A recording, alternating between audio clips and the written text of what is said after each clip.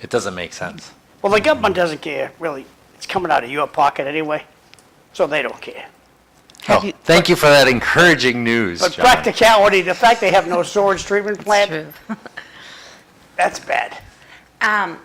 Cliff, have you ever been to Alcatraz? No. No. Where is it, anyway? San Off Francisco. the coast of San Francisco, on its way to Oakland. When I was in San Francisco, I have a good friend who lives out there, and I asked him about going to visit, and he said it's incredibly depressing. It's a prison, and then in the 70s, it was taken over by Native American protesters, and so they spray painted a bunch of stuff, and it's just not an enlightening place to go. It's a prison. I can see that not being. That would be cool just because of the history, I feel like. Because But, maybe one yeah. person escaped, maybe.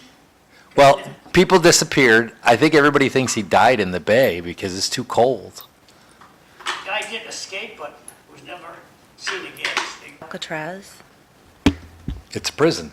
It was prison, but wait, you said people escaped or everyone died? Yeah, and well, in the 30s, I think there were maybe two guys, or maybe even three, that they breached the walls so they could get to the island. But the problem is that the water is incredibly cold around the island. So in theory, you could swim to shore, but there's no evidence that these guys ever made it.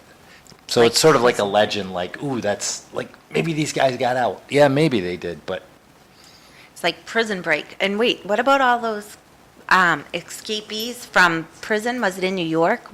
No, that was recently. Like 8 prisoners got out? Was it? where was- Louisiana? New Orleans? Yes, maybe? yes. Did they ever find all of them? Or No. There's still one at large. One, only one at large. Yeah. Well, that's better than 8. Well, important, 1942, actress Hedy Lamarr and composer George Anthes received a patent for a frequency hopping spread spectrum communication system that later became the basis for modern technologies in wireless telephones, two-way radio communications, and Wi-Fi. that's pretty cool. That is pretty cool. Yep. 1965, the Watts race riots began in the Watts area of Los Angeles. The only reason it's important to me is I was driving from Palm Springs to drop my then girlfriend off at her house out on the coast, and we would have had to go right through Watts, and we'd stopped off at my father's house, and he said, not a good idea. So we waited till the morning. Oh, what was your ex-girlfriend's name? Christina, Christina. yeah. Oh, how long were you with her? Well, I'd say about 5 months. Oh, okay.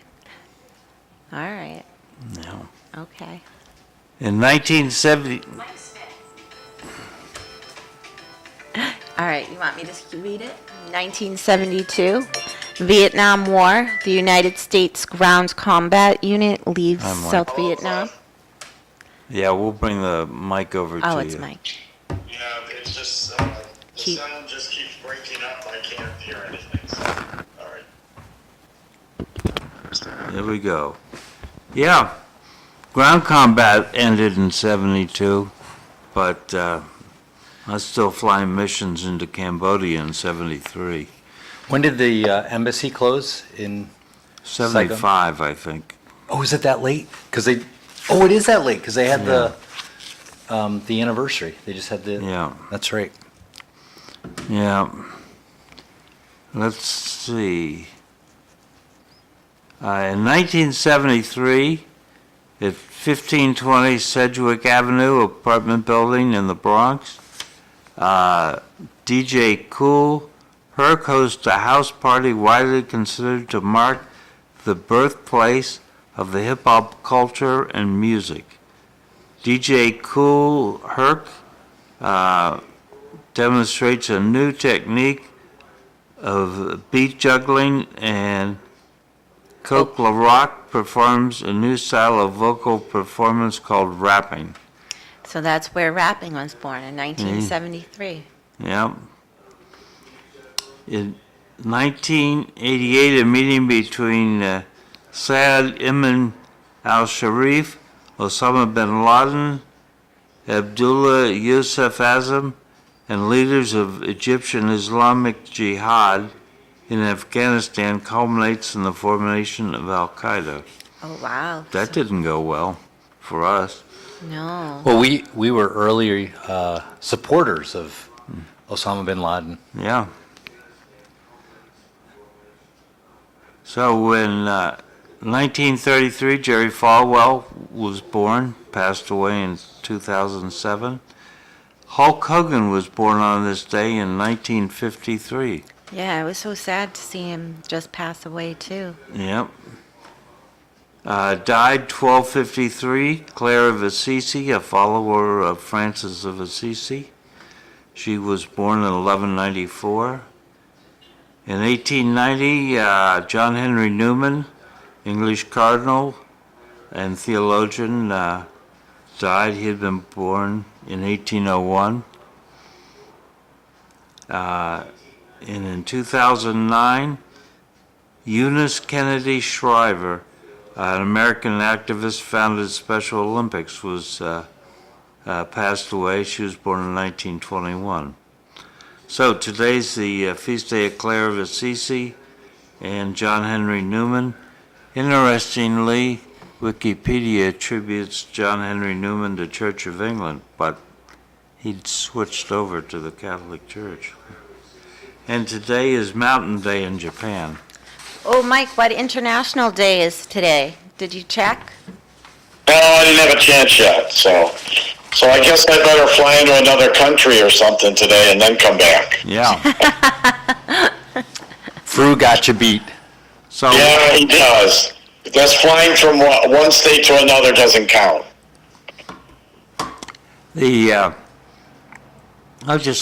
I mentioned this Friday, but I want to mention again. Spam calls are annoying, and Yeah. especially when it's a local area code and you think maybe it's some local person trying to get in contact with you, and you call back and they say, no such number. Yeah, and they're more frequent, I'm noticing, too. So, Well, just be careful. I never say hello anymore. I don't even, if I answer it, I wait for them to talk. Because the new AI stuff, if they can record your voice, they can use that for other things. So you have to be much more vigilant with these calls now. yep. So, I noted someone sent out a text about President Trump being having some success in encouraging peace, and the person listed last week's Armenian-Azerbaijan peace agreement, Thailand and Cambodia, Rwanda and the Democratic Republic of Congo, India and Pakistan. That would have been ugly if they had gone nuclear. Push this mic 2 inches away from your phone. All right. I didn't know about Serbia and Kosovo. Egypt and Ethiopia I vaguely knew about. And my source listed Israel and Iran, but I wouldn't put that in the same basket.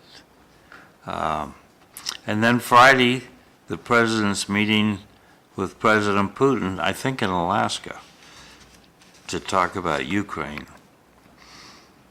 Do we really think that this is all Donald Trump's negotiating skill, or is this the staff, or does this always happen?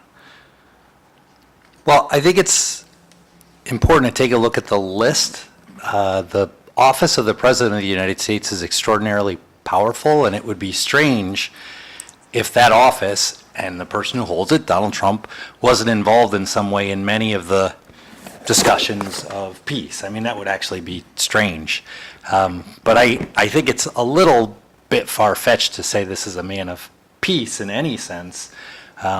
He has, just since you mentioned Iran, he pulled out of the Iran nuclear deal, and it led to war. Iran wasn't going to make nuclear weapons, but It wasn't? there was a nuclear deal. They agreed to not make nuclear weapons. It was okay, this is something we're probably going to disagree about. And they did. And, well, because the U.S. pulled out of the deal, right? The U.S. said, forget it, we're putting the sanctions back on. That's how I see it. Donald Trump was in it, there was a deal, and he was so upset. I see it from a different angle.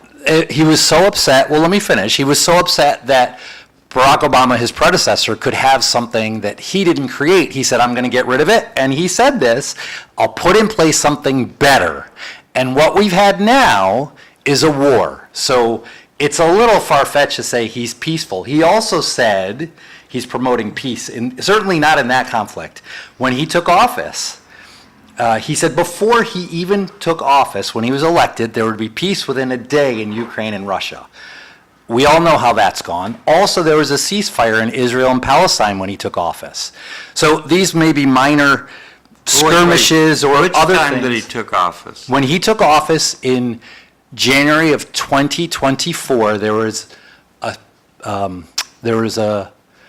ceasefire between Palestine and Israel. And that has not held. In fact, it's gotten much worse. Israel continued bombing in Palestine, in the Gaza Strip. And so it's a little far-fetched. The most important and most dramatic of all wars are all occurring, these little things between, I don't know, Serbia and Kosovo. We're not talking about tens of thousands of civilians dying, like many of these other, the conflicts I'm mentioning. So I think it's a little far-fetched. It's hard to know what to believe these days, Bill. Well, I know what the president says, and I listen to what he says, and if he says he's going to have peace between Ukraine and Russia in a day, I think that's ambitious, but I do think he should be working on it, and I don't see a lot of progress. I think a meeting with Putin is not very impressive. How's word salad doing for you? I know you're I'm just telling you what the president said. I know you're a blue underwear Democrat. I don't know what that means. That means that you're a Democrat over everything. You run That- around your that house in means- blue underwear, That means that you're part of the, saying The Superman. first thing you put on in the morning is your Democratic spirit. That's true. I'm just making that accusation. Okay, you can make it, Are you but a it's de- not are- true. are can you we a go back Democrat? to the idea that blue is the color of Democrats? Are you a Who decided that? Red is the Hitler. color of Hitler. Democrats. Hitler? So, No. are you a Democrat, Bill? No, You're unenrolled. I'm not. So- I'm not in a political party. So you're I'm unenrolled. registered to vote, but I'm not registered in a particular Same as political I. party. You're democratically leaning. Probably I voted for more Republicans in my life than Melanie Democrats. Gilbert, she'll admit she's democratically leaning. She's unenrolled, but she'll admit she's democratically leaning. Okay, but this criticism is not about me or my leanings. It's about the president making statements, and then he doesn't carry through. He's an exaggerator. I'll give you that. Absolutely, positively, he's an exaggerator. I'm not terribly impressed there isn't war between Serbia and Kosovo. What politician isn't? Oh, they all are. When the last time, 2 times ago when I was here, I will criticize and load criticism on Joe Biden too. He deserves plenty of criticism. And the media deserves plenty of criticism because the simplest thing you can do, Bill, is when somebody says, the war will be over in one day. I would say to the president, excuse me, Mr. Trump, if the war's not over in one day, will you resign? That's where the rubber hits the road. The media falls down on their duty because they're all sitting there going like, we're afraid to ask a question. That's the question. If you don't do it, will you resign? I've never noticed that the media is afraid to ask a question. That's They where the are. that's where the rubber hits the road, Cliff. They're afraid to ask the hard-hitting questions that make people feel uncomfortable. But Donald Trump also has a very antagonistic way toward the media that I have not seen I mean, he takes away people's rights to be in certain places Every president has done that. they threw out, was it CBS out of the Pentagon? They said they couldn't have a desk in the Pentagon? Every president has done that. You can't say every president has thrown CBS out of the Pentagon. JFK kicked people out of the White House. I didn't say the White House. There was JFK kicked people off the press corps. Okay. And by the way, there has to be a line that if the press corps goes beyond it, they can get kicked out of the press corps. I'm not saying that line shouldn't exist, but the line shouldn't be, hey, Mr. President, you said this, what do you think about it? And it seems like anytime he hears a usually- question he doesn't like, he just Bill, blows up. I'm lucky, I'm stuck at a desk a lot, so I watch the White House press briefings a lot. And they get in trouble. Right now, if I decided to ask you a bingo question, that's what they get in trouble for. I don't know. Way off topic. They ask a question that's way off topic. So what flavor ice cream did you have? They go way off topic, and that's why they get kicked out. No more questions from you. That's not a free press. You should be able to ask anything. What's the point of a press conference if I can't ask Okay, you so I'm having- anything I want? I'm having a press briefing that the governor of Massachusetts has died. I'm having a press briefing to talk about how wonderful the governor was and how they had a halo and they're the best governor we ever had in our life. And you bring up a bingo question. Is that okay? No. We're there to talk about the passing of the governor. Wait a second. If someone declares bingo, that's time for everyone to go home. Cliff, I think you understand my point. I There's think- more than one game of bingo. What's that, Mike? Okay, can I just make a couple brief comments? Well, I just wanted to say, I've been in North Vietnam in the middle of an engagement Bingo! with MiG-21, and we hit bingo, and we headed out. Supersonic. Okay, Mike, All you're right. on. Okay, so I'll keep it brief, but the thing with Putin and Trump is you're dealing with a dictator with Putin. It's going to be very difficult to get a ceasefire there because there's nothing in it for Putin. A ceasefire does not help Putin out at all. And the economy in Russia is not doing well. So Putin is the type of person, he's similar to Trump. They don't want to give on stuff. So I don't see where that's going to go anywhere. Putin's a I'm liar. surprised it does. Putin, But like Bill's a Democrat when he gets out of bed in the morning.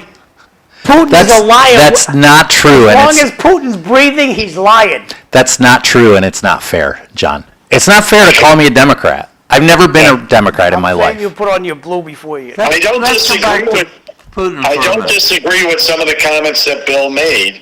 I mean, Trump makes a lot of things. That's the people who know him know he makes comments, and sometimes he follows through on stuff, and sometimes he doesn't. He's becoming a politician. What can I say? Mike, you wear blue underwear too. But that's more than we need to let people know. But this whole thing with Putin and also with Israel, war. There's no good outcome until you get the war over and try to hopefully rebuild. So I mean, Israel with Iran pulling, when they pulled out the nuclear deal. Iran's known for not keeping their promises when they sign agreements. The United States is the country that didn't keep its promise. The United States signed the agreement, and then the United States pulled out of the agreement.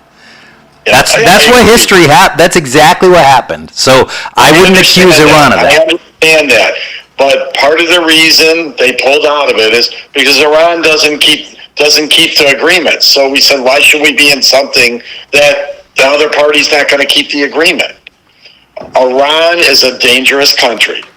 Don't let anybody, I'll argue that to the day I die. The people running that country are very dangerous. And, I know in my for me personally, I feel that if they got a nuclear weapon, they would use it. Then maybe not, they wouldn't be obvious or say they're using it, but it would get to somebody and it would go against countries like Israel or the United States. And And Bill- then we got a really, real big And problem. Bill's sitting there saying So, that they built that stuff in a couple of days. Didn't take them years to build those. When did Donald Trump pull out of the nuclear deal? I don't know.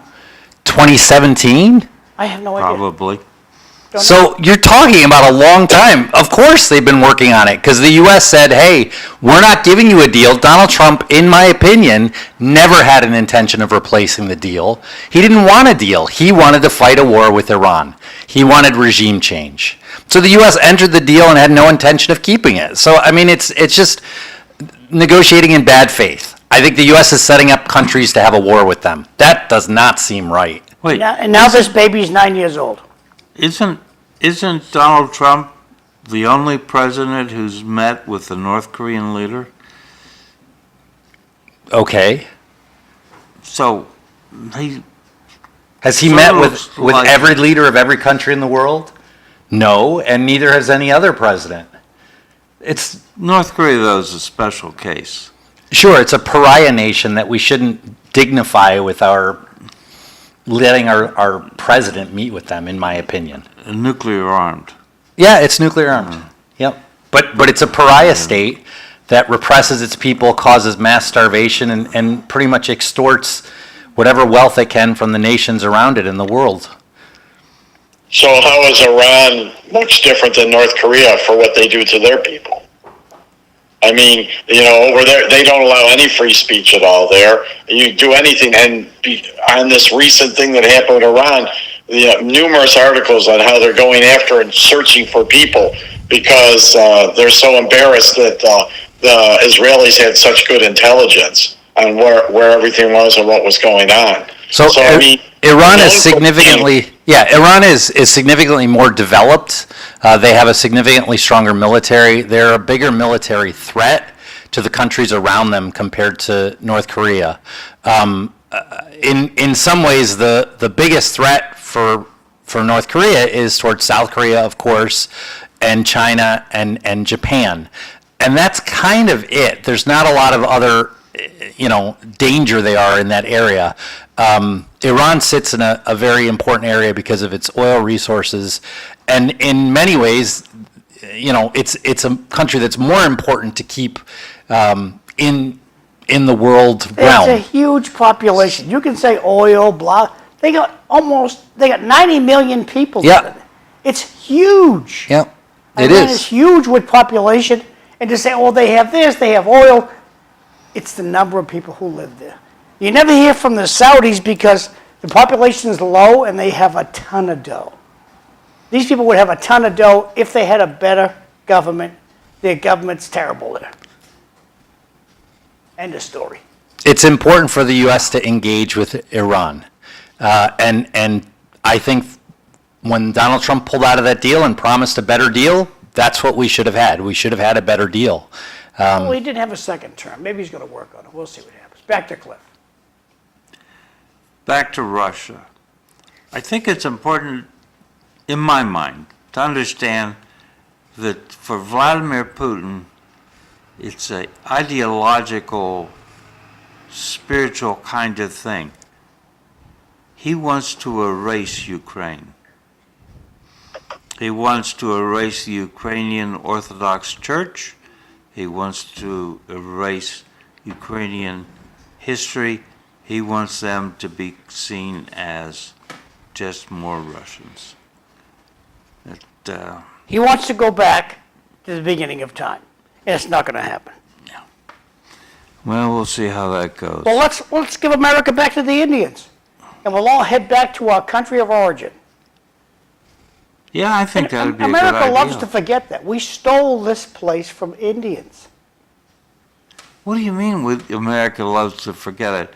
We're always Yeah, we having do. to put up with people standing up and acknowledging the land theft kind of thing. And we even changed Columbus Day to Indigenous People Day. John has blue underwear too. No, I have red underwear. I don't believe I'm you. Republican leaning. Red and gold. Red and gold. All right. I can see that. All right. So the real reason I wanted you to come in, Oh, and we're 40 minutes into the show And are we already. getting into the United States yet? Tariffs. Tariffs. tariffs. Excellent. So the world didn't come to an end when Trump played 52-card pickup with the tariffs. So were the other nations taking advantage of us? I mean, the one that sticks in my mind is the 700% tariff on rice by Japan. So I think it's important to recognize that trade is complicated. Yes. And trade meets every country sort of where it is. The rice in Japan is a good example. That rice is a really important crop in Japan. I didn't know they had a 700% tariff rate. It's hard to imagine having a 700% tariff on rice makes Japan a poor trading partner with the United States. Most of the value of what the United States exports is not in its rice, it's in other things. I think, like I said, it's complicated. Let's go back to your first comment about the world not coming to an end. We are poorer, we are worse off because of the tariffs. Do they solve some problems? What I would say is they're a very blunt instrument. To be frank, I'm somewhat surprised that things have not been worse. I expected a larger decline in the stock market than we had. The markets went down, and then they largely recovered. But I did pull a couple of articles and read a couple of articles about earnings. Earnings are coming in now, and earnings are hundreds of millions of dollars lower for both U.S. and international manufacturers in automobiles. So General Motors, Ford, Stellantis, which is formerly Chrysler, and also other companies like Toyota and Honda. That's a big hit, and that works its way through the entire economy. I still expect there to be some inflation, but once again, I'll tell you, I'm surprised inflation hasn't been higher. Nevertheless, it hasn't. It's creeping up, but you do see just last week or the week before, the new jobs report came out, and both jobs were down this quarter, but also the previous quarter got revised down significantly. So the economy is slowing, and I would attribute a lot of that to the tariffs. Ah.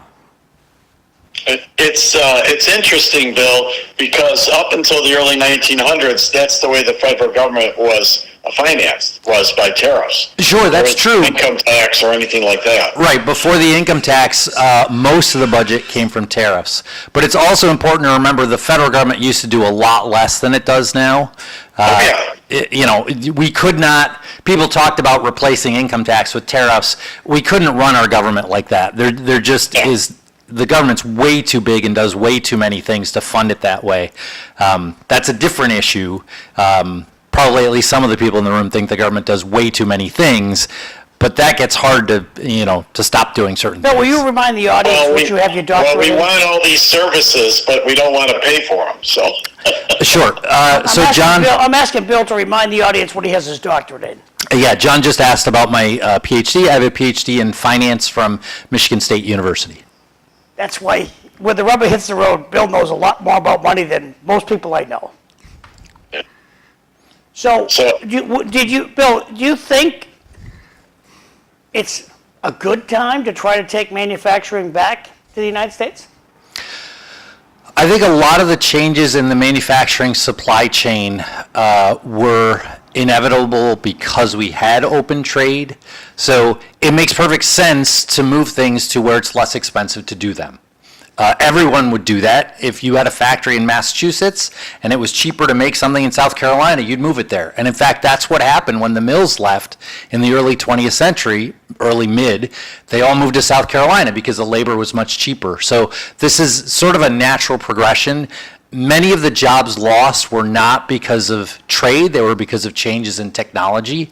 But certainly, if it's cheaper to do something in China, and now things are moving even from China to places like Vietnam, they will move there. So let me get to your question now. Is it time to bring those things back?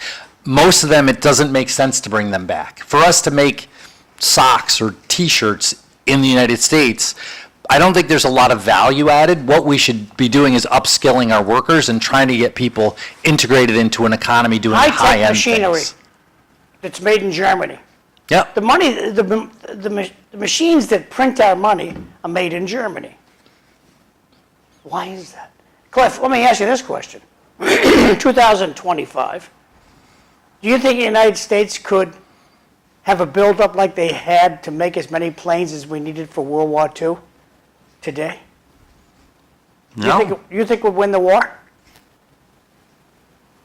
Well, I think everyone else will have the same problem, but somewhere in the notes we talk about the little exchange over in the Middle East. No, but the question I put on the table, Cliff, could we, and I'm not going to give you a hint of what the answer I want to have. Well, let me give you the answer. Good. It wasn't that good back then. No large deck carrier that had not been ordered before Pearl Harbor made it to the war. The war was only 3.5 years for the U.S., right? You can't build a carrier in three and a half years. That's the problem. You have to be building an industrial base way ahead of the war. We weren't making bombers. What? We weren't making bombers before World War II in the car factories. Yes. We started we making were tanks making and bombers. bombers. Tanks and bombers. We were making bombers. The B-17 came out in 1935. B-24 came out before World War II. So, My question Yes. is, I don't think, go ahead. can we build that quickly now? No. But we didn't build all that quickly then. But yes, I think that there are impediments to I that. think Mike has Mike, you're going to comment? Yeah, so if you look at a lot of the stuff that Trump's been making announcements about the investments in the U.S., it's a lot of technology stuff, like Apple now, and all those different companies is putting all this money in. It's not making T-shirts, or socks. So that makes sense, like Bill said, that makes more sense because those tend to be higher paying jobs, more technical jobs, skill-wise. So that makes more sense. So I think that's good. But, there's no perfect answer for everything. Well, let me just put this We in need to have fairer trade, especially with China. China's been taking advantage for a long time, and we need to bring that back on par. So I'm curious if you're in favor of the CHIPS Act, which restricts U.S. And Western-made My next little technology. topic. Excellent. No one enough to be dangerous about chips. You can program a chip to report back to China before its birth. And the first thing, everything you find out, report to China. It's just in there, and you can't find it. And that's why I want chip manufacturing coming back to the United States. So you're in favor of the CHIPS Act? I don't know what the CHIPS Act is. I don't know if it's about Royal Feast chips, if it's about Connecticut Wachusett chips, or Doritos. So the CHIPS Act was an act passed under the Biden administration that said that chip manufacturing should be moved back to the United Did it States. say the word should? Will. I'm asking. It's- Anytime you hear a should, forget about it. So I don't have the I'm entire doing my text. Best. I don't have the entire text of the CHIPS Act here in front of me, but it was an act whose purpose was to move manufacturing of chips back to the U.S. and to restrict shipments of high-end chips, particularly AI chips, to China. That was its purpose. Yesterday, when I had an employee say should, I would change their job. I would take the job away from them. Apologies for using the word should. Either That's the purpose of you're gonna the do it or CHIPS you're not. Act. And the other one I love is, I'll do the best I can. No, you won't. I just pulled the project off of you. Those are words of a failure. I apologize for using the word should. I don't know what you want. You want to fire me?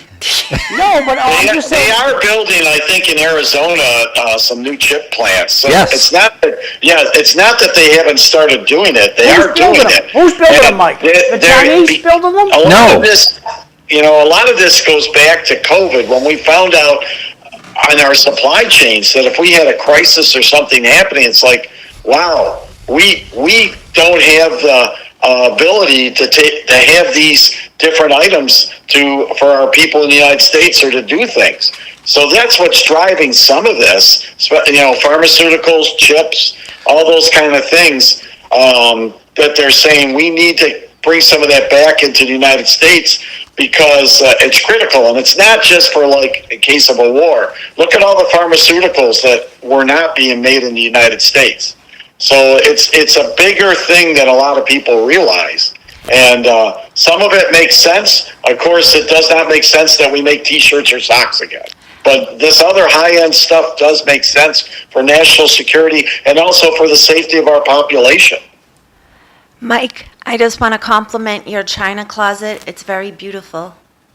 Well, it's not mine. It's my friend Frank's. I'm staying at his house. Oh, we're So, traveling. Where are we?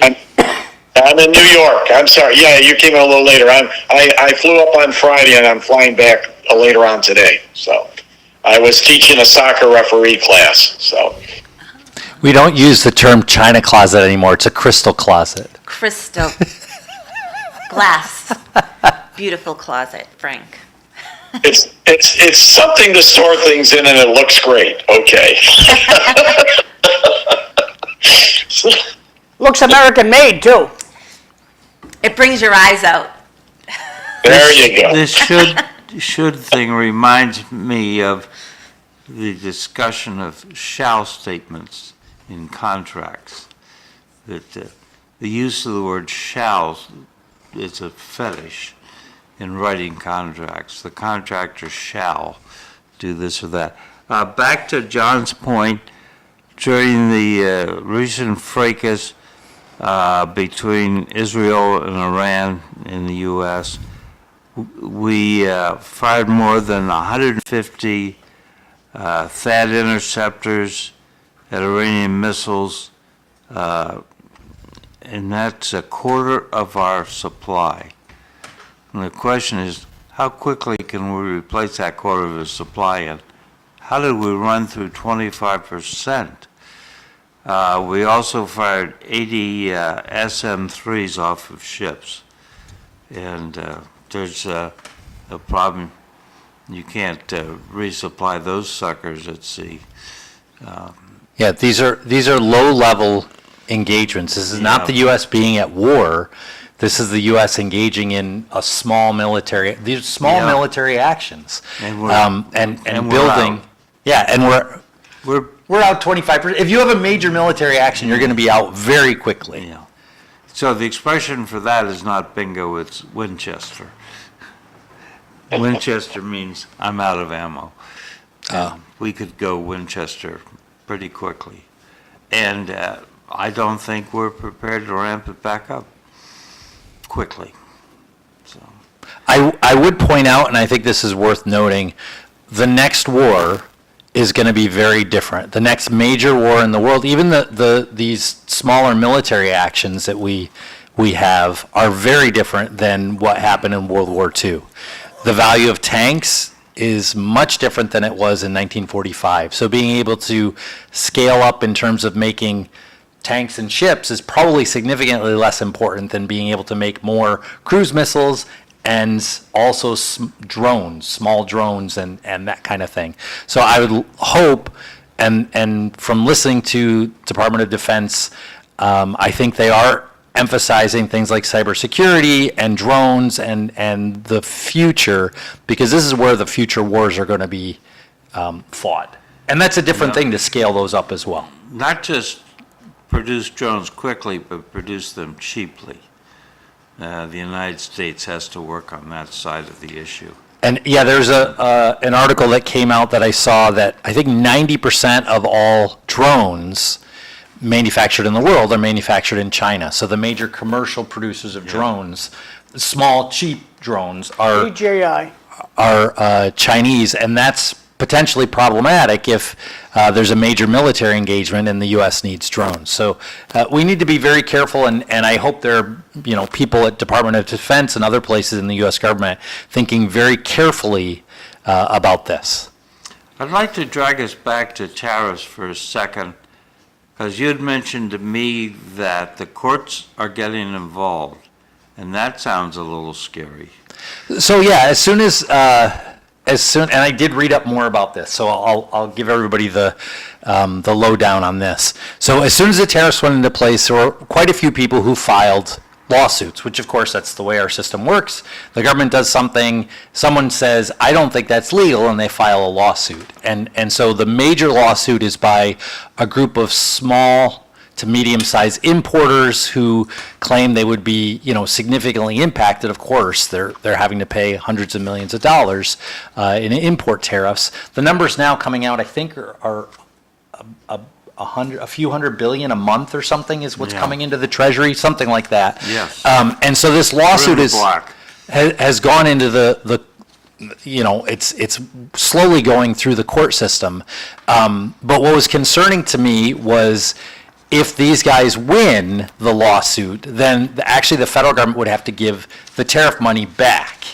And so I read an article that basically was saying the act under which Trump imposed the tariffs, he declared a state of emergency, and through the, I think it's IEEE or something like that. I can look it up. I have it on my phone if you want to see.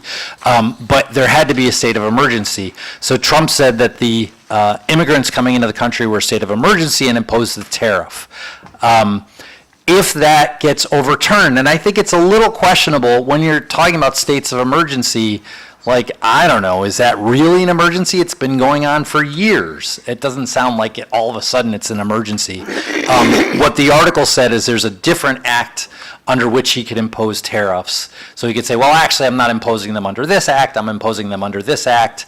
And Congress has given the president more latitude in that in that area. So it looks to me like there could just be sort of like a switch from, well, it's not because it's an emergency, it's because there's an economic need. And I do have those acts here if you're interested, but I don't know that anybody Eileen, you want to cares. read this one? Yes.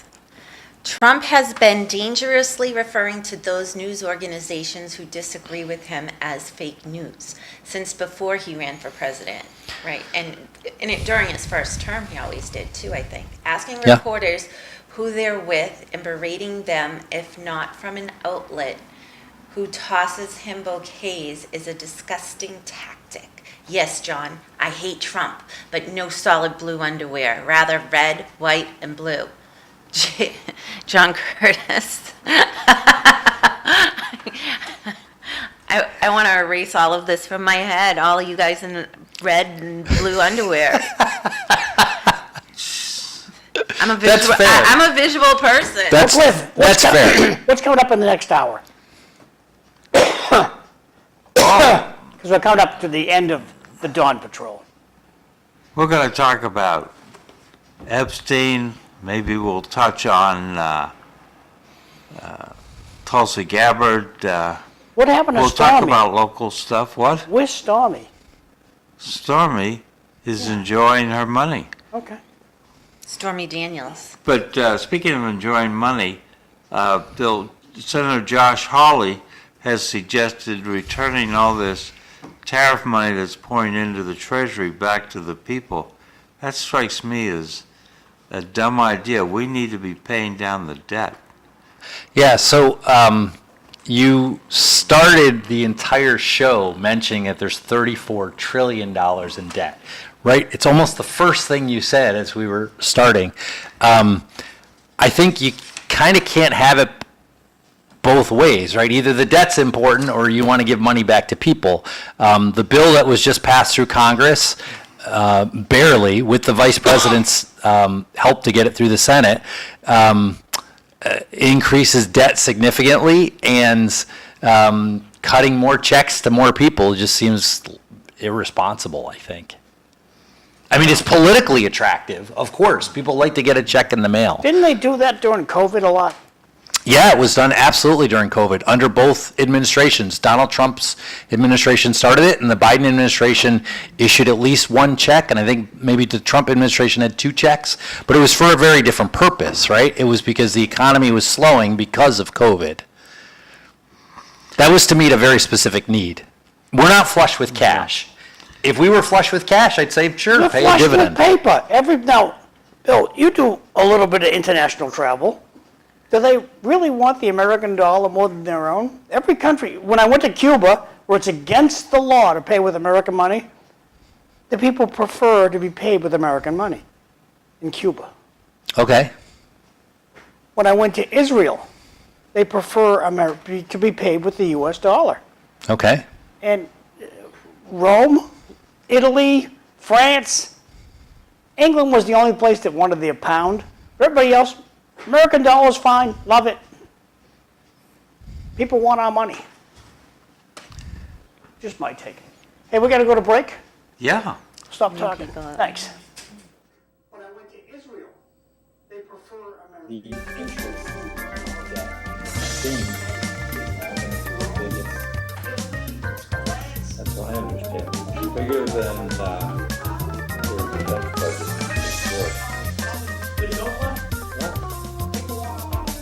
And that's a problem. Good morning, everyone. Welcome to City Life Show. I'm Cliff Krieger, your host. Eileen Delrossi is the co-host, and Good she's morning, here for everybody. the whole hour. We have Mike Smith, who used to be in Florida and is temporarily in New York. And we're joined by Bill Johnson, who is a professor at UMass Lowell. And we've been spending a lot of the previous hour on the Dawn Patrol talking about tariffs and finance. And the Trump underwear. administration. Underwear as well. No, we're not talking about underwear anymore. Everything is red, white, and blue. Yes, thank you for that, John Curtis. So, We'll talk a flags. quick reprise of my question. Does anybody care about the Epstein imbroglio? Well, the MAGA guys really care. Yeah. They seem to be pushing hard to get the files released. It's to go back to what I said Well, about. but the Democrats too. Okay, but Donald Trump said he would release the files. Yep. Pam Bondi said, "I have the list on my desk. I'm going through it. I'm going to release it." She never said she's going through it. It was on her desk. It was on her desk. Apologies So if I think you're embellishing. apologies if I embellish. But she said she had it. She had the It was list. unambiguous, and then the Trump administration refused to release it. I think they should just say what they're going to do and then do it. I think they shouldn't say what they're going to do and then not do it.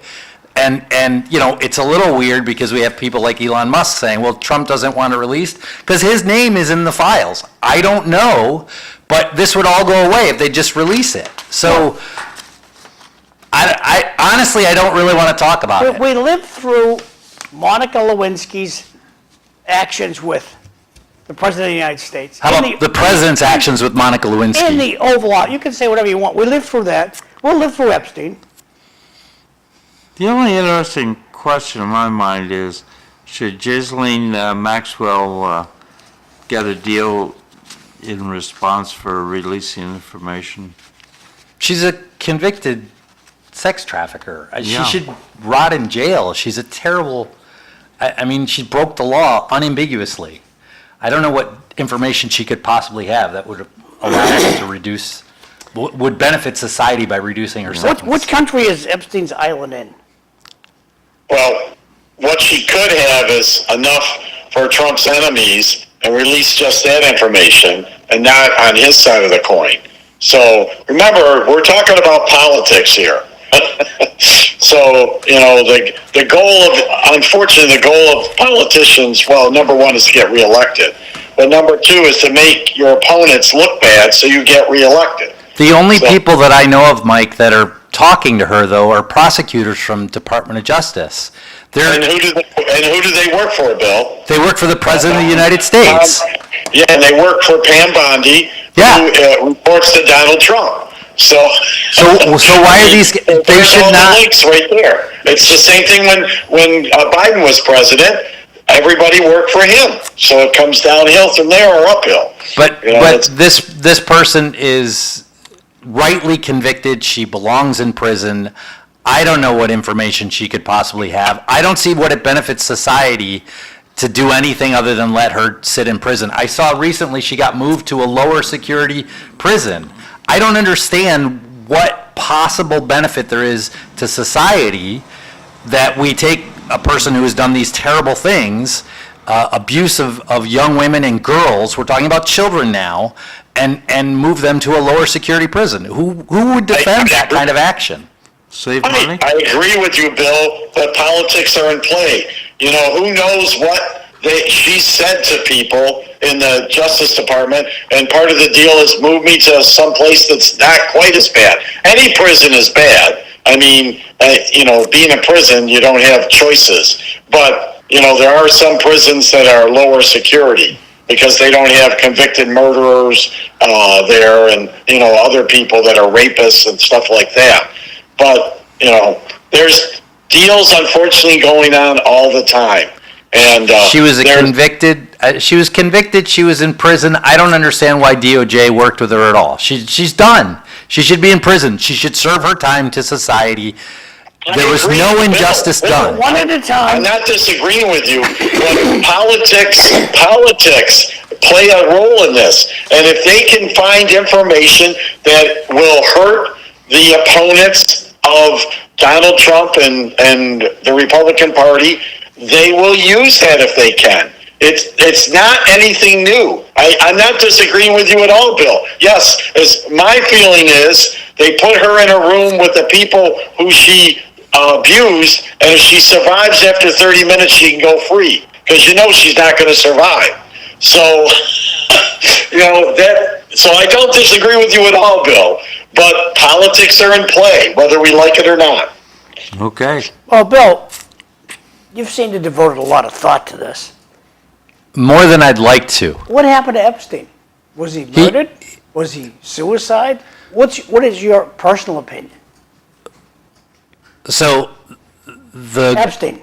the government says he committed suicide. That's the official position of the government. The government also said they would release tapes outside of his room or outside of his room, and there's a gap in the tape. So there's a lot of fodder for conspiracy theories. Your personal opinion is That the government says he committed suicide, and that probably is the most so likely you're thing. sticking with that. I think that's the most likely thing. Understood. Thank you. Moving right along. Are we having another guest today from 7 No. to 8? Oh, is that just a typo? Yes. Or like added on? Yeah. Okay. So Texas is reapportioning, or it's trying to. It's redistricting themselves. Redistricting. How's that different from reapportionment? Well, I thought you were talking about cutting up a cow or something. So, He was talking about what? I missed that. cutting up a cow. Oh, all right.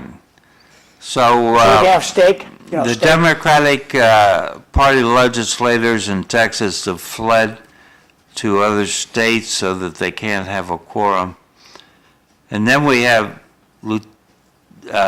Illinois Governor J.B. Pritzker, who's hosting these people and acting like what Texas is doing is terrible.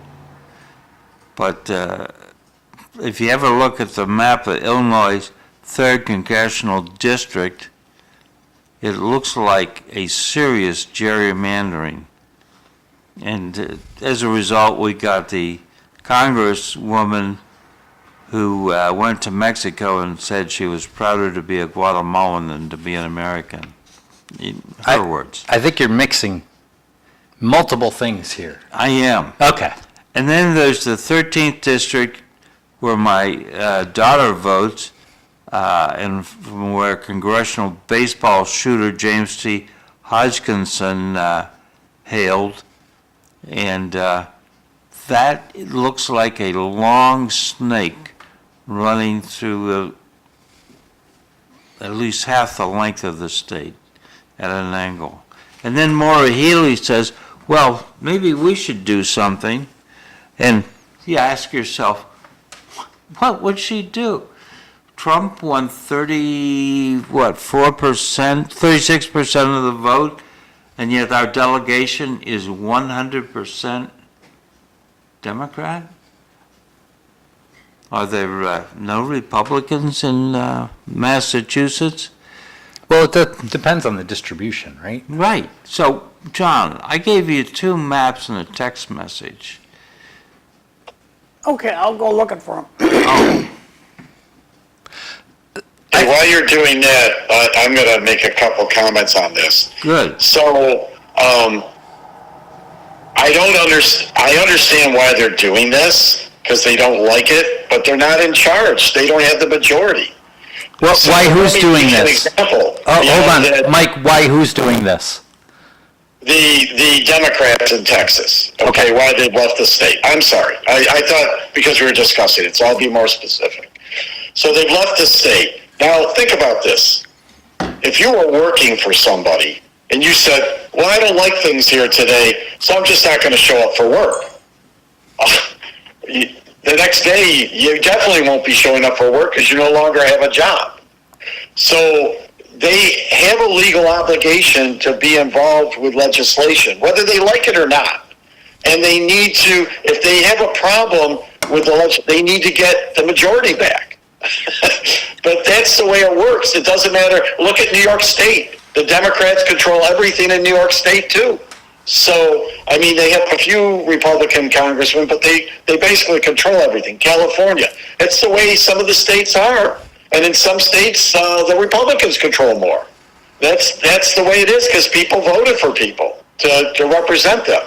But this is not the first time they've done this in Texas. And for them to leave like this, I think they should all be fired. That's my personal opinion because they have a job. There's legislation, special session happening now. They're required to be there. And if they're not going to go there, then they're not doing their job that they're legally required to, and they should be removed. So, Mike, I think there's people understand that. There is an important context, particularly in the state of Texas, that this has been done in the past. There's a precedent for this. In 2008, there was a bill that went through, and they were trying to change the borders of congressional districts between censuses as well, and so there is a precedence for people to leave the state. Of course, if they stay in the state of Texas, just to be clear, they can be arrested and brought forcibly by government officials, by the state police. So that's why they leave the state. I think that is an important context because this is the way the government works in Texas, that when people don't like what's going on, it serves as sort of a higher bar to get something done in the chamber. I want to go all the way back to the beginning because I think Cliff missed a really important thing. This started when Donald Trump asked the state legislature in Texas to find 5 more seats. So the driver of this, I think, is really important. I don't think that elected officials should be choosing their voters.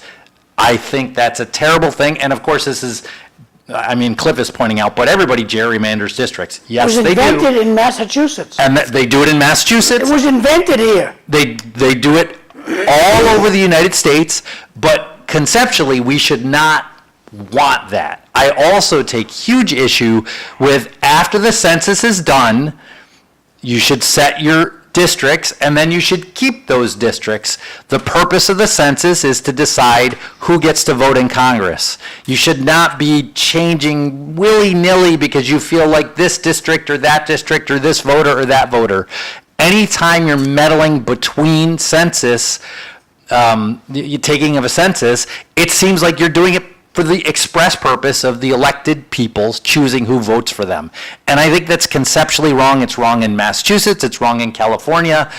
We could talk about California as well because they actually changed their law so that now the state legislature can no longer change the voting districts. I don't know if you knew that, but that's an important... Yes, that is correct, Bill. I read an article on that, yes. Yep. So I think conceptually this is just not a good idea Bottom line in first. any state. Unfortunately, the issue is that it's not a federal thing. Yeah. The states have the right, there's nothing against them doing this with the Constitution and that. And there are, some of the issue is, especially in states like Texas, is when the census is taken, and a lot of people don't realize, they take the census of everybody's that's there. Which is what the Constitution Legal calls for. or illegal or whatever. Mike, You know, that's what the Constitution says. One at a time. I understand that, but but the thing is that a lot of those people, they can't vote. And so that's why this gerrymandering goes around, because they can use that to their advantage, the political party in power. I don't disagree with what you're saying, Bill, but there's reasons why, the purpose of these parties is to retain power and have their people in charge. So obviously people should not be surprised when they try to make it so they stay in charge. And right now, whether it's the Republicans in Texas or the Democrats in Massachusetts, they control the leverage, and they're not going to give it up if they don't have to. Well, again, I understand there's a problem. I don't disagree with you at all, Bill, about it, but I don't see a solution right now. But I do disagree with them leaving the state just because they don't like it. I've got the solution. John, can you bring up the map of current mass and make it a little bigger? Districts should be compact squares with minimum borders. so you want this bigger. Yeah, Let's see what we can do here. that's the one. Well, there As are you notice, requirements this that is- they have to have a certain amount of population in each district. Oh, yeah, they have to be equal. So here you have, that doesn't, districts 1, 2, 3 don't look to me like they're compact. Look how 3, it wanders up into the northeast. Look at 2. We've been gerrymandered, Look at 2. yeah. They should be straight lines. 1, 2, 3, 4, 5, go all the way up to 9. Go to the other map. Easier said than done. I know. But last night, I went to a program called District R, the word district with the letter R at the end of it, and it allowed me to reapportion Massachusetts because I only had a little bit of time. I was trying to finish everything out, but not that He one. was behind it, Yeah. but he's no longer behind it. You've lost it. Too many windows are open. I don't want to close the wrong ones because it'll shut the show off. All right. You So can. back to you guys. When I find it, I'll put it up, Cliff. All right, that'll be good. There are 2 court decisions and a Biden DOJ ruling that also touch on this reapportionment thing. But I'd like to be able to talk more about that, but that's all I know. Yeah, I think what the court has said, okay, there's the new district. Okay. But what the court has said, if I may Yeah. just finish that, and this is my understanding, the court has said it's not okay to redistrict in such a way that it disenfranchises social minorities, blacks, Latinos, but it is not unacceptable, or it's acceptable Yeah. to reapportion to disenfranchise, just for instance, Republican voters Yeah. or Democratic voters. My understanding is the courts have said that's an acceptable thing to do, which sounds a little dicey to me, but okay. So, You are correct, Bill, on that. Yes, it has to do with minorities only. Yes, that's correct. So what do you Yes. want? population is a factor in deciding how big a district is. Western Massachusetts is much less populated than the Boston area. So I've set it up District 1, 2, 3, 4.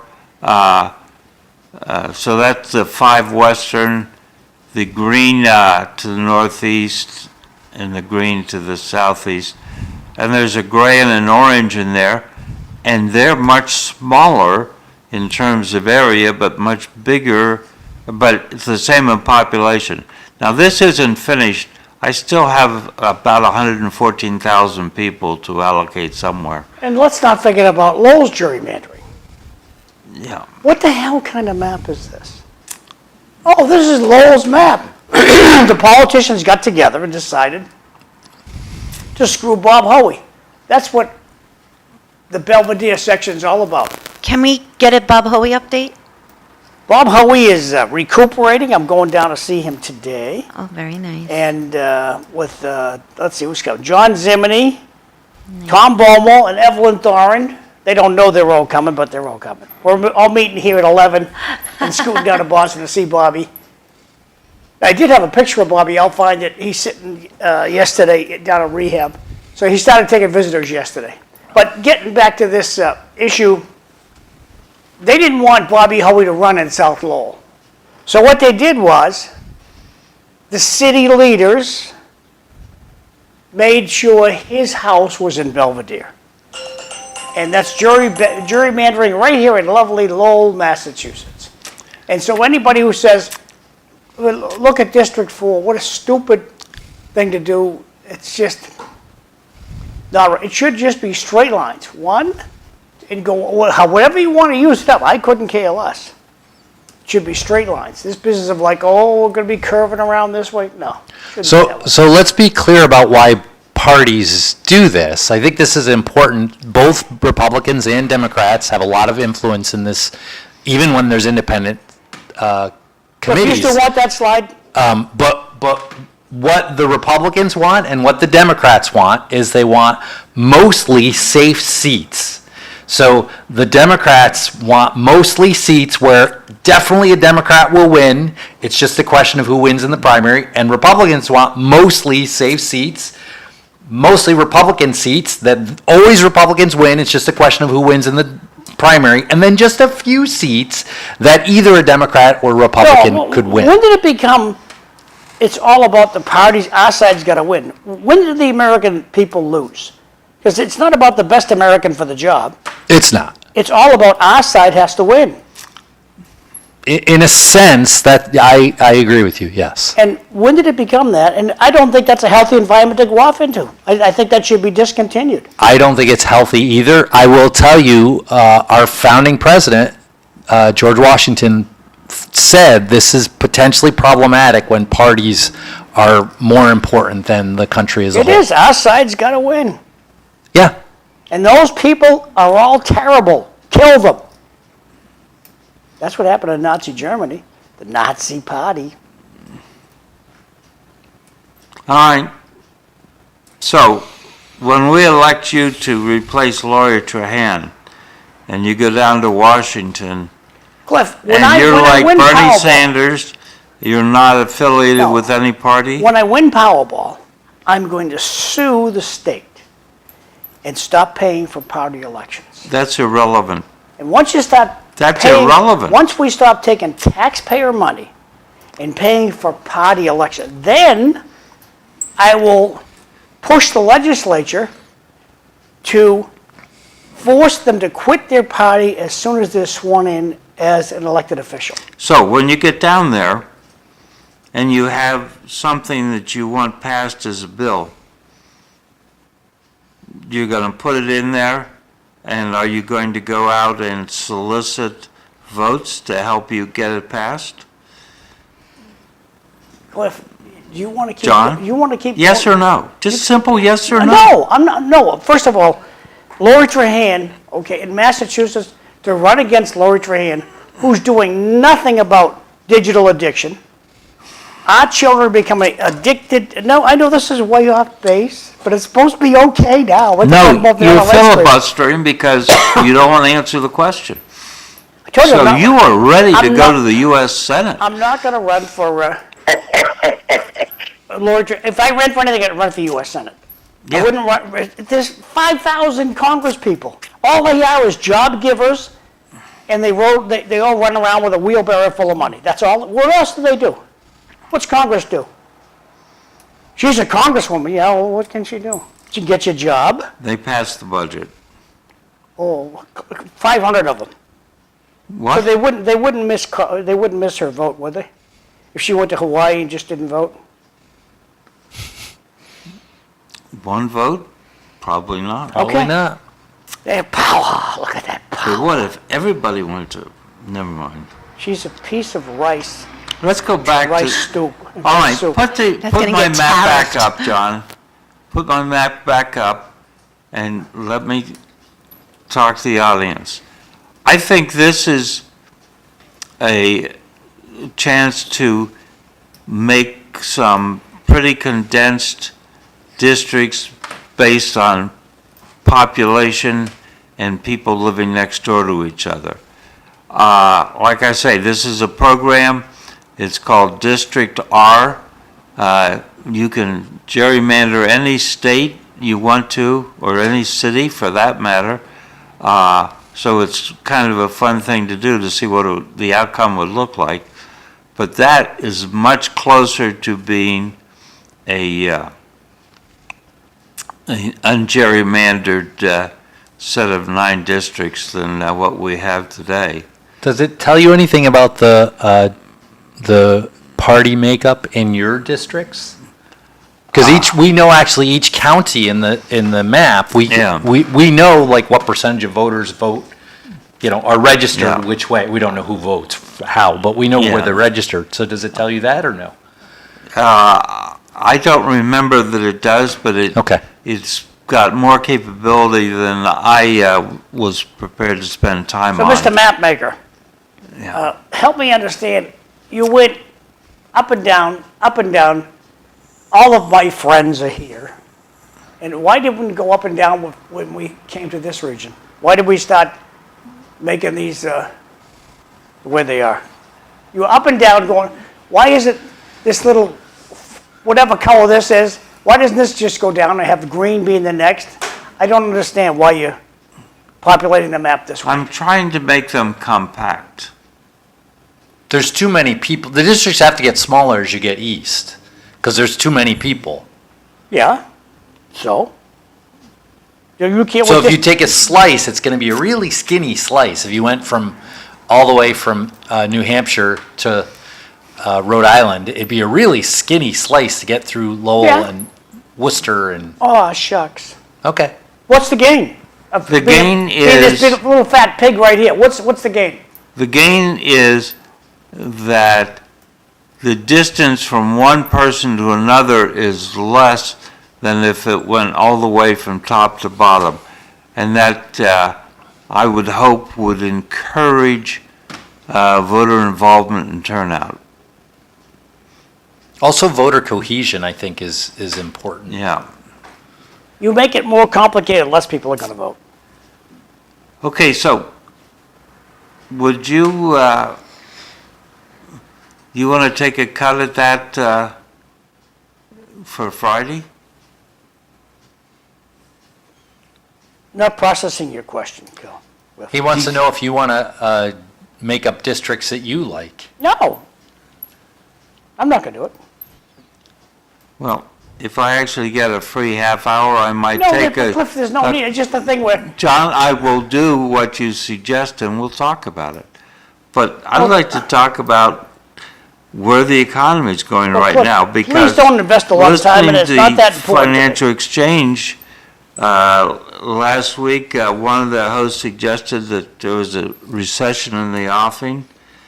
And I listened a little bit to Maria Bartiromo yesterday, and she had a guest who said that he thought the market would sag but then bounce back. Where do we think we're going? Well, it's always difficult to make predictions, especially Yes. about the future. Yeah, especially about the future. I think the economy has shown itself quite robust to the economic, what I think of as the shock of the tariffs. and inflation has still stayed relatively modest. I was commenting to John about gas prices, Yeah. and I think they're actually quite low, although he would like to see them $1 per gallon lower. Holding up for just a second. There's Bobby Hoey yesterday down in Charlestown at, it's not Spalding? Sotheby's. Spalding Hospital. Spalding. He's Oh, in rehab looks down good. there, looking pretty good for himself. I think he's going for Santa Claus for the December. So looking good, Bob. Congratulations. Looks like you're on the other side. I think and again, we're gonna get out and see Bobby for lunch today. So Nice. that's Mr. Hoey there on the left. Thanks. Back to you guys. Yeah, so I think the main things that imply there could be a recession coming, right? There's a lot of things to look at. I would say the last two job growth numbers that have come out have been very soft. They've been revised downward from the last 2 quarters. I think that's problematic, but I think in general the economy still looks good. Employment rates are still fairly high. Unemployment is low. I hope we keep humming along, but we'll see. Yeah. So the President Trump fired Director of the Bureau of Labor Statistics, Miss Erica McIntarter. And for John's edification, she is a executive service level 4 with an annual salary of $195,200. But You know what I want one of the city councils to do? Ask the manager how many people in the city of Lowell make over 100 grand a year. That's public record. You should be able to find that, right? But if the manager has to give you a number, he doesn't know. Okay, Mr. Manager, for our next meeting, I want to know how many people in the city of Lowell make over 100 grand a year. And we wonder why taxes are going up. Cliff's going bananas. Go ahead, Cliff. so, Nice purple shirt, by the way. oh, thank you. I had to switch shirts because this button popped off. As I Of the was yellow putting the shirt? on. I know, it's a different shirt. Because you're famous for blue. your yellow shirt. Eileen's looking pretty spiffy herself, Yeah. though, with her Yep, purple. we coordinated. I did the lilac, you did the dark purple. Bill's looking rather dapper as well, so just to cover the whole table. So, he's been fact-checked on this, but President Trump claimed that the Bureau of Labor Statistics was inflating jobs before the election to help Kamala Harris. So that's weird to fire Erica McEntarfer. It's weird to fire her because she was appointed in January. She became the director Yeah. in January, just before Trump took office, but after the election. So I was reading into this thinking she had kept numbers the other direction. She'd kept numbers high. Yeah. The accusation, by the way, these are very bureaucratic organizations. These are, the people working at the Bureau of Labor Statistics are very careful about their numbers. I trust their numbers. I believe their numbers. They care more about the numbers than they do about politics. Now, what politicians do with them is a different issue, but I really think this is a ridiculous thing to say. Phil, when was the last time some of the Bureau of Labor Statistics got fired? I don't know. Last The week, word is Well, yeah, last week, this lady got other fired. than her, never. Nobody in the government gets. You can screw up wicked Well- bad, and you don't get fired. I don't know that during this whole Doge, Elon Musk thing, there were not significant numbers of people at the Bureau of Labor Statistics getting fired. And I'm not sure you know that either. There were a lot of civil servants have lost their Yeah, jobs. look, as soon as you get fired from the government, you go over to Channel 5 and go, they fired me. And Channel 5 gives, what they do to you? The government, the reason the media goes after the government is because the government can't sue us. So we can dump all over the city of Lowell, the town of Tewksbury, we can dump all over everybody. Town of Drake, because they can't sue us.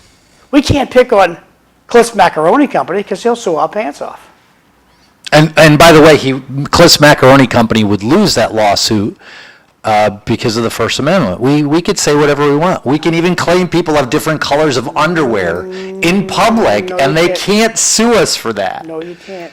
Yes, you can. In fact, you did it. You did it right on this program. You asserted someone had a certain color of underwear. Yeah, John Curtis. Was it John Curtis I was picking on? No? No, it was you. It was me. It was It was me. John Curtis is the one who's claiming red, white, Dr. and Johnson blue. I believe, has blue underwear. I don't think I would win a lawsuit against you over that. I don't think. I think the thing is as I'm listening to this, is I'm concerned is why the numbers are off so much. I mean, it's a huge amount of down for what they said and what they down the numbers to.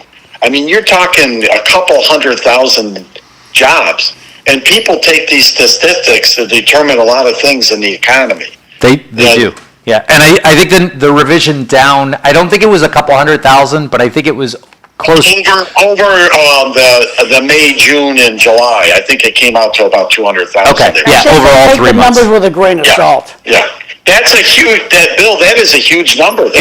It's the biggest revision down since the 1970s, maybe. It's a very big revision downward.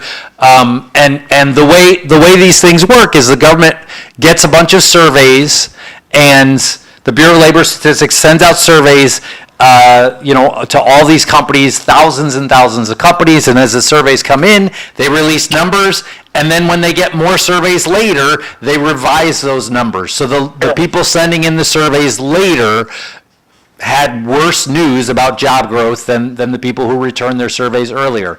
That's the explanation for that. What happened to the people who sent in the information? It just seems that it's kind of. But it's a voluntary survey, John. I can't put you in jail because you answer a voluntary Why were survey. they counted? If it was after deadline, why were they counted? This is the Bureau of Labor Statistics. You're not talking about voting.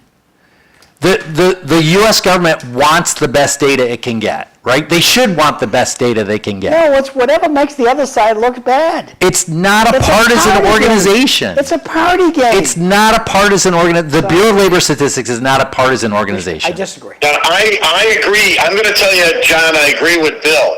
My concern is why for 3 months in a row that they, or whatever, at least 2 to 3 months in a row, why they've been off so much. And the question you need to ask is, why is that happening? That's the real question you need to ask, because if they're going to continue to be off this much, then they got a problem with how they're doing this. And they need to find a solution so that the numbers are, better. Because, Sure. like Bill said, this has not happened, this kind of revision, since the 70s. So why all of a sudden are the numbers off so much? So that's the real question to ask. Yeah, I'll propose 2 plausible explanations and ask you guys which is more likely. One possible explanation is the Trump tariffs. Nobody knows what they're going to do when he put them in place. That's for nothing. There was a lot of disagreement about it, and it caused a lot of dynamics and change in the economy. And we didn't know, and the people filling out the surveys didn't know, and so the data just changed very rapidly. That's a plausible explanation. Another one is Erica Entharfer manipulated the numbers, artificially kept them high, so when the Fed met, they didn't lower interest rates, and then after the Fed met, she said, aha, now I'm going to release this bad data, and the Fed didn't lower interest rates, so that's going to hurt Trump, and now I'll release the data. Now, which of those 2 things seem more likely? Now, maybe John says the second one, but I disagree. I think the first one is a lot more likely.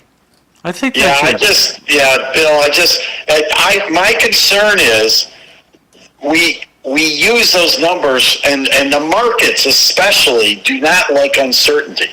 That's why now that the tariffs are more consistent, that's why the market is more consistent.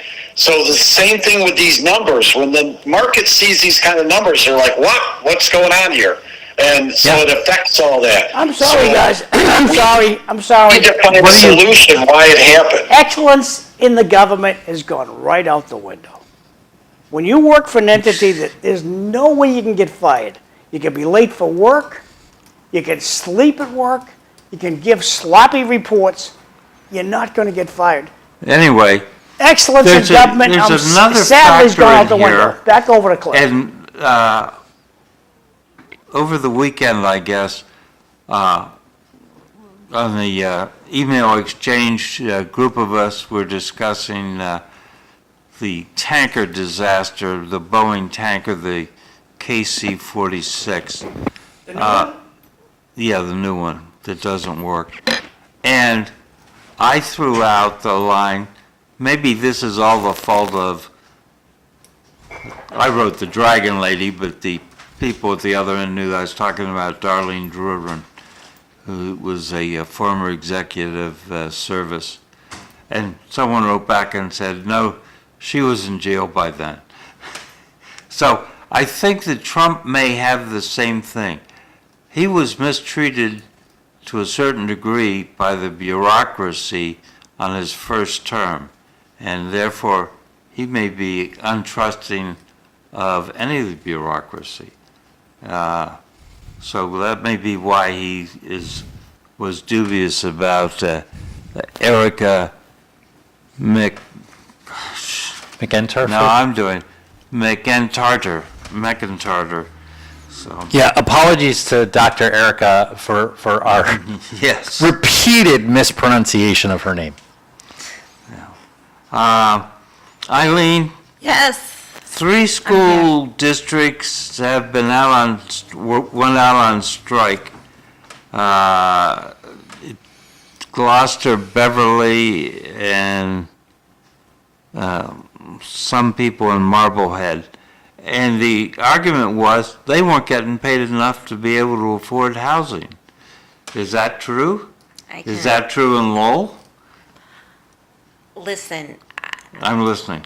I don't know how anybody can do it today with, like, being a single parent and having one job. Like, the housing is so expensive, and if I didn't have the fact that I live with my mother, I would be in a lot of trouble. So I do agree with that. It happens in Lowell. The property prices are insane, but our salaries aren't going up as teachers. But you have Enough. 3 jobs. You're a teacher, you're on the school committee, and you're Dasher. competing for Miss DoorDash of 2025. Yep, I just started doing some Uber Eats too. I finished a quest. But still, like, I do all that just for, like, extra cash to have, like, but it's nonstop. Like, but I feel like it's like, even being a teacher, there's so much money taken out in taxes, right? And not just that, but retirement, and then even, you know, it's, your check at the end of the day as a teacher doesn't turn out to be very much, you know, and you're still struggling. And yes, school committee helps, but, you know, it goes quickly too. And door dashing, I just thoroughly enjoy that. And going to different restaurants, picking up food, dropping it off to people who are not wanting to go out themselves. I like that. So this gets to my itch, which is we need William Levitt to come back from the dead and build inexpensive but quite satisfactory homes, like he did in New York, Pennsylvania, New Jersey, and Puerto Rico. Ain't happening. He's not coming back from the dead. Only Jesus. I'm gonna reserve judgment. Wait, not just Lazarus. Didn't you watch the video this morning? Yes, I did. Lazarus Once, we came used to back have a from guy the work dead. for us, he's since passed away. His name was Lazarus, because he'd just disappear, wouldn't come in. He'd be gone. We'd say, where's Tom? Nobody knows. 6 months later, he'd come back to work like he never left. You find it out of the garage, washing a car with her. Hey, Tom, where you been? I'm good. So we nicknamed him Lazarus. By the way, at 10 minutes of 8, we're going to light and fluffy, Cliff. Wait, John, you've been dominating the show all along, so how's that going to be different? Well, you blew your chance to host. What can I say? Jeez. Anyway, I thought this was light and fluffy. No, light and fluffy comes at 10 in 7 minutes. there is no light and fluffy. 7 minutes. Light and fluffy. I think that the Democratic Party here in Massachusetts is philosophically unable to fix the homeless problem, to fix the housing problem. They've lost the bubble. And we need intergenerational wealth. It's not true, Cliff, What's not true? what you're saying. We have a shitty manager that undermanages the problem, and it's been going on for a long time. All these not-for-profits do not have an end game. See, when you when you go into Lowell General Hospital, the end game is we're going to fix you up and get you out of here. But in the homeless business, we want you to be homeless forever. And do you have any friends you can bring to Lowell to get our numbers up so we get more money so our executive director makes $200,000 or $300,000 a year? There's no end game for one of these homeless companies. They're Thank not you. for profits, they're companies. Thank you. I think you've said what I just said. Good. Philosophically, It's not the Democrats. The city manager can put these guys on the spot and just say, you know what? it's bigger than, You fix this, or I'm going to do my doggonest to get rid of all of your funding. And when the city manager puts one of his, John, the $1 billion came from Maura Healey. and he can call his buddy Maura, hello, honey, cut off, what do they call, smock? Cut off smock. No more money to smock. Bam. And where are the people going to live? Berwick House of Correction? Are there no workhouses? No, we don't have workhouses anymore. These are complicated issues. I do agree that I don't see as much progress. I don't see any progress being made. I'm sure there are good things that are happening. But I'm as frustrated as you. I think starting with the conversation with Eileen about affordable housing, it's challenging. Even people at the lower end who are working multiple jobs are challenged in finding housing. So I think development is going to be a key part of this. One of the problems we have is that many townships, I can speak from personal experience when I lived in New Hampshire, my township required you to have 2 acres of land to build a house. Well, that's not, we want 2 acres of land, we don't want poor people here. We don't want people who don't have a lot of money to come and move here. So there is this NIMBY The subtle effect. redlining. Yeah, it is. It's a type of, I don't care who you are, as long as you have a lot of money, then you can move here. So, What should we do with the poor people, Bill? What should we do with the poor people? well, I think we need people should want to work. We want a society where people work and are I don't want productive to members work. of society. I don't want to work. I never worked. I get a check. Well, you do what you want. I No, don't want you to have a What do you do with check. the likes of me? I'm not going to work. I have an EBT card. I have MS Health, and I like it this way. We do you give do you with a me? stick and a scarf. We take away my EBT card. That's what we do. Yeah, I mean, I think there has to be some accountability of some sort, but I think it's really important to make sure we have guardrails around people with drug problems, with mental illness problems. I think those are important things to make sure we're not putting people with serious problems out on the street. However, people who are deciding, you know what, I'd rather drink alcohol than get a job, I'd rather drink alcohol than do anything, I think we need to be very careful that we're not supporting, as a society, those habits.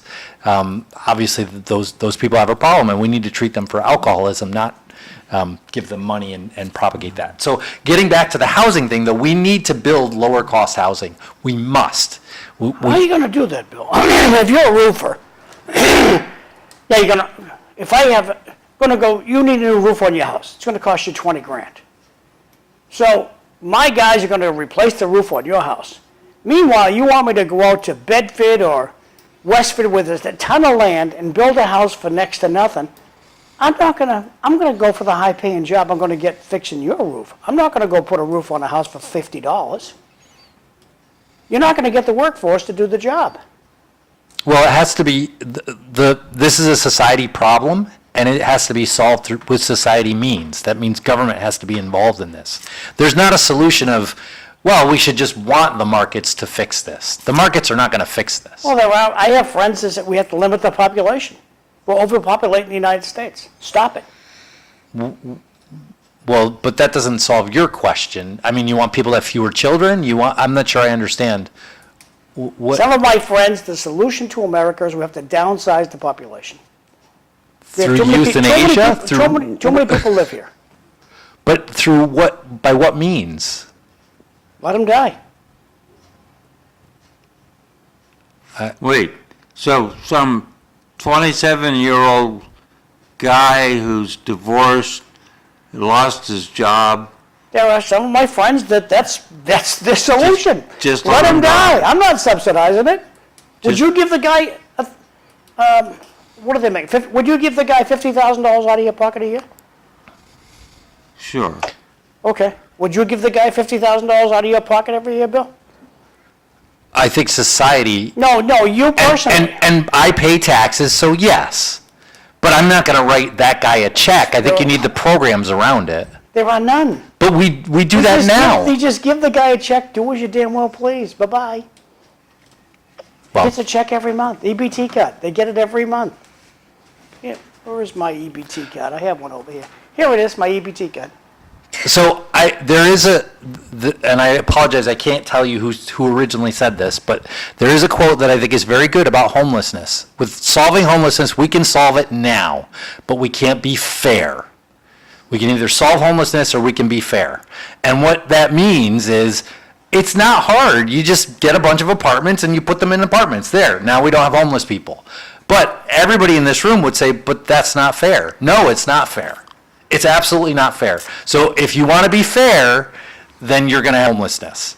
If you want to solve homelessness, you can solve it, but you can't solve it and be fair at the same time. And I think that's a reasonable way to think about it. Well, I think that we are trying to invent a wheel that's already been invented and works well in other countries. How do other countries, do you think there's a lot of homeless people in Germany? There are. Okay, do you think there's a lot of homeless people in Russia? Yeah. Yes. So we got to go find a country that doesn't have homeless people and find, okay, how do you do it? So I could tell you how it's done in places like Sweden. Please tell me. The government builds housing and they put people in the housing. And if they don't want to go? See, that's what. Yeah, see, I mean, I served on the homeless board, okay? Yeah. I probably told you this story before, of the veteran sitting right down here in front of the corner of Highland and South. Yep. With bare feet. And it's snowing just lightly, so it's melting. There's a little water running under his knees. He's sitting on the curb. And the cop says to us, we tell the guy, look, get in the cruiser, we'll bring you down the shelter, give you some new clothes, give you something to eat, give you a nice bed to And sleep he said in. no. The third time the cop said, we're bordering on harassment, we have to move on. What do we do with a character like that? So if you live in a free society, you have to allow people to do what they want. However, there's a limit to that, right? If that person is a nuisance, if that person is creating He's scary. biohazard, He's scary. Sure. So So I would panhandling say we pick this dude up, and he goes to the Barica House of Correction, straighten him out there, and if he doesn't want to straighten out, get him into a home where he's comfortable. It's not okay he lives outside like a forgotten pet. Sure. But that doesn't happen in Massachusetts. We give him an EBT card and a Mass Health card and say, there's food stamps too if you line up over there. That's what we do in Mass. It's not working. I agree that it's not working well. Well, There we are. Okay, it's not working. Would you like me to say that? There you go, that's better. Philosophically, the Democrats can't fix the problem. So look, we're going to run out of time. Bill, is there anything we wanted to talk about today before we run out of time? Nothing is jumping to mind? I think Eileen's playing bingo on our phone over there. Anything on your mind you want to talk about, Eileen? As the summer's winding down and we're all going to have to, when do we go back to school next week? No, the week after, I believe. 2 more weeks of, Playing bingo. too bad. Anything you're going to accomplish before summer's over? Yes, so I'm going to start doing special education advocacy for our families who need help navigating the education process. So I'm going to be posting new stuff about that. So look out for that. And if anybody needs an advocate, reach out to me. How about you, Bill? When does college go back in? So we actually start after Labor Day, but I've got a lot of prep to do to get ready for, before classes. Is there anything you want to accomplish before that date? I have a couple of papers I have to rewrite before then, so I have some stuff I'm working on. Any play things you got in mind? I will probably go visit, my mom has a camp, so I'll probably visit her next week. I'm visiting her next week. In to what see her. state? In New York. And then I have my family reunion down in Plymouth as well. So that's at the end of August, the week before Labor Day every year. Cliff, what you got coming up over the next 2 weeks? I'm going to be welcoming Pamela Underwood to be a new member of the License Commission. I was thinking about that this morning, Clifford. Who's the most long-serving member on the licensing commission? Me. And why aren't you going to be the chair? Because they need some young and up-and-coming person who will No, because benefit you're from the experience. Republican. Because you're Republican. That's the No. only reason, Cliff.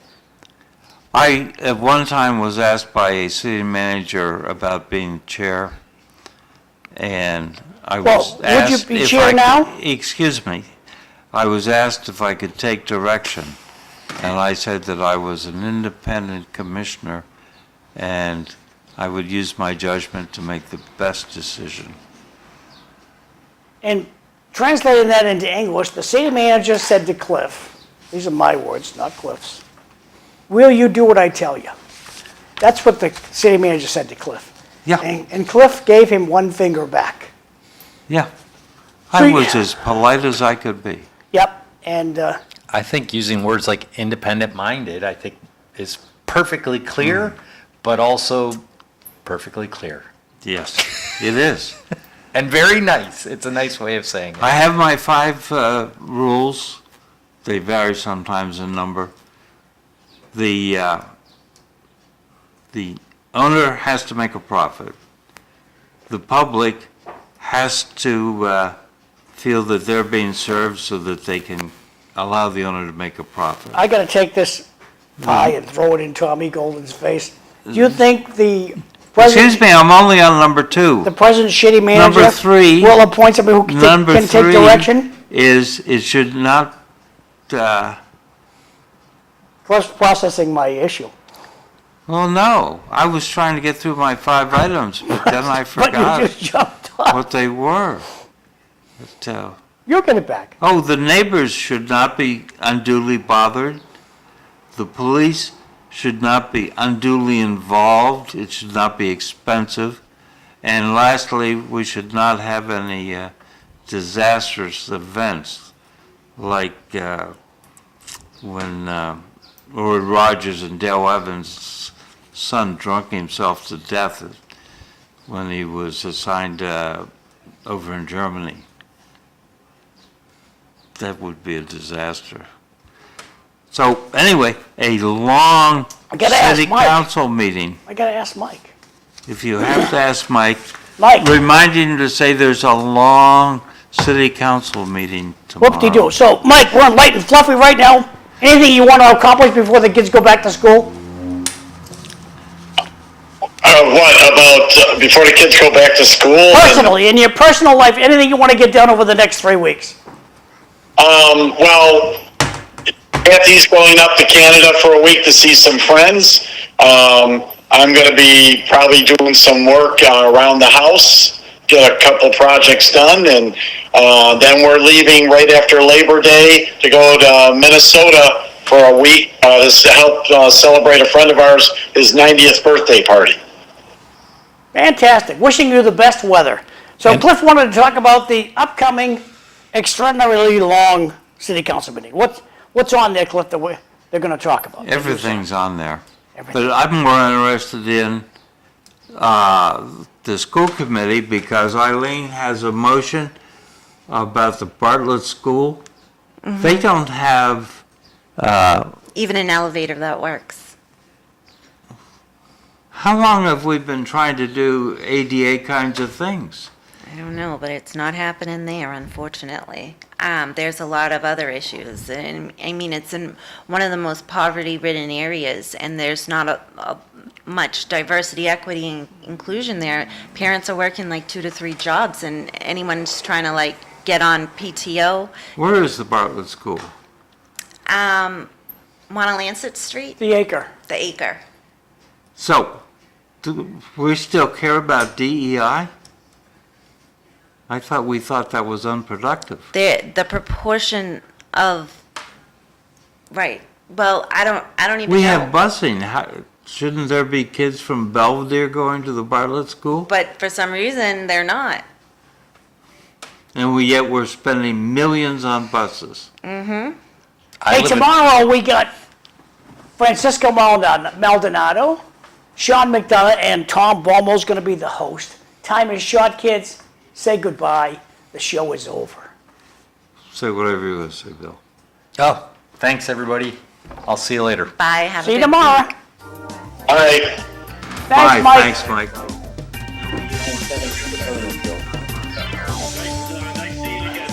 Yeah.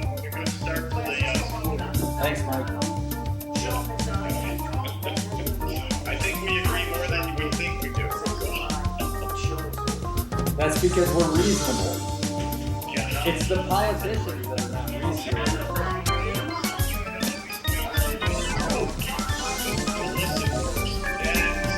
I think somebody on our podcast has sometimes a little issue with that. Yeah, I can't imagine that would. Eileen, Mike. All right, have a good day. I'm leaving. Take care. Okay, thanks. Bye-bye. I live in Belvedere. If my kids were going to public school, I would not have the bus to certain schools. How's that? Is that delicate the way I said that?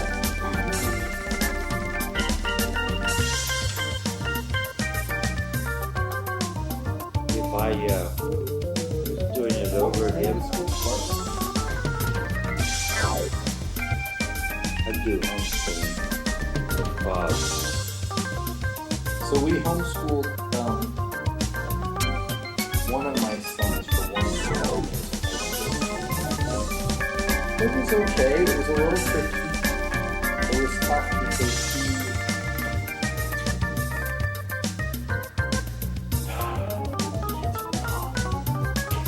kids in high school are tough. How old is your son? Well, at the time he was 15.